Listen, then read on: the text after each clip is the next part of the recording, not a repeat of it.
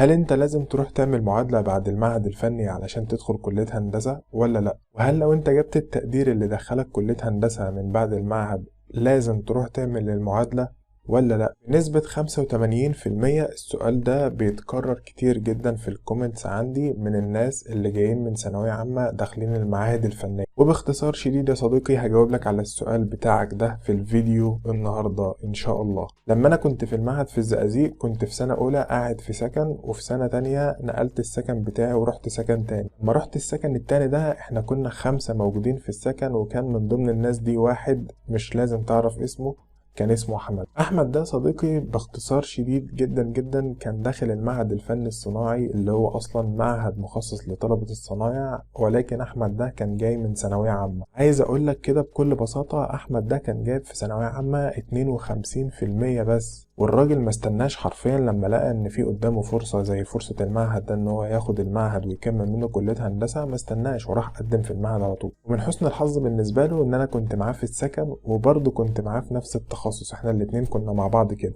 طبعا مش عشان حاجة بس عشان انا شخص كويس جدا. المهم يا صديقي احمد ده اللي كان جايب 52% في ثانوية عامة، والناس كانت بتقول عليه ان هو فشل وان هو خلاص ما بقاش ليه اي مستقبل خالص. راجل حرفيا انا كنت بشوفه وهو قاعد بيذاكر، لان زي ما قلت لك ان احنا الاتنين كنا في سكن واحد، كان بيقعد على الكتاب بالست 7 8 ساعات متواصلين، وكان بيموت نفسه فعلا مذاكرة، لدرجة حرفيا ان انا كنت بقعد على الكتاب 25 دقيقة واقوم اخد 5 دقايق بريك، وكنت ابص عليه كده كنت بتعجب انت ازاي يا ابني قاعد الوقت ده كله على الكتاب، انت ظهرك ما بيوجعكش يا ابني ولا ايه؟ المهم عشان ما اطولش عليك يا صديقي، في نهاية السنة احمد جاب 94 ونص، وعبد الرحمن اللي بتكلم معاك دلوقتي جاب 94 ونص، مع ان احمد كان في لجنة وعبد الرحمن كان في لجنة تانية خالص، بس احنا الاتنين جبنا نفس التقدير. لدرجة احنا لما لقينا التقدير بتاعنا واحد كده احنا كنا مستغربين، احنا ما كناش في نفس اللجنة، يعني احنا ما حدش فينا فكر انه يغش من التاني، ولكن جبنا نفس التقدير. ازاي؟ الواحد فينا كان متعجب فعلا. احمد بعد ما جاب 94 ونص يا صديقي دخل كلية هندسة، والحمد لله ربنا كرمه ومعرفش عنه اي حاجة دلوقتي. نقف عند نقطة هنا بقى مهمة جدا، احمد محتاجش ان هو يروح يعمل معادلة علشان يدخل كلية هندسة.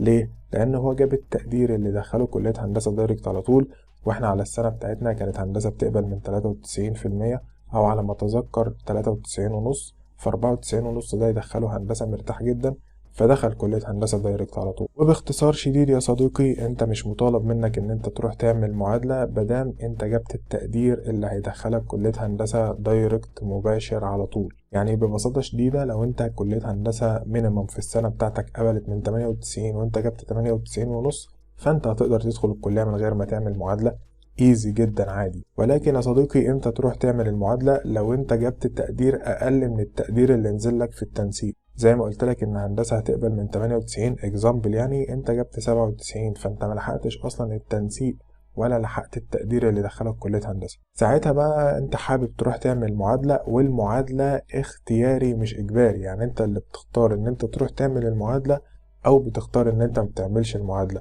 يعني المعادلة مش حاجة اجبارية مفروض ان انت تعملها بعد سنة تانية، مع حسب رغبتك، انت عايز تروح تقدم في المعادلة عادي جدا، مش عايز تروح تقدم في المعادلة برضو عادي جدا.